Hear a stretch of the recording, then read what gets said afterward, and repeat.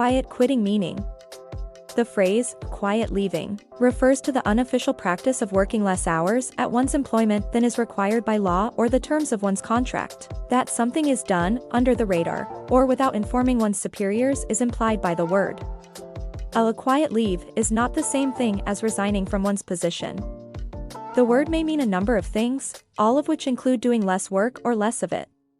Practiced by those who see going above and beyond in their roles as the exception rather than the rule. This philosophy underlies much of the resistance to such pressures, especially when not being fairly compensated for such tasks and responsibilities. It usually entails giving up on higher-up aspirations.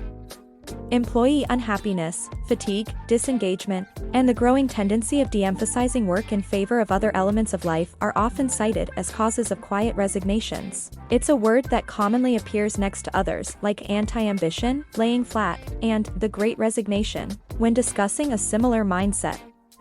I quietly departed my job 6 months ago is also a common phrase.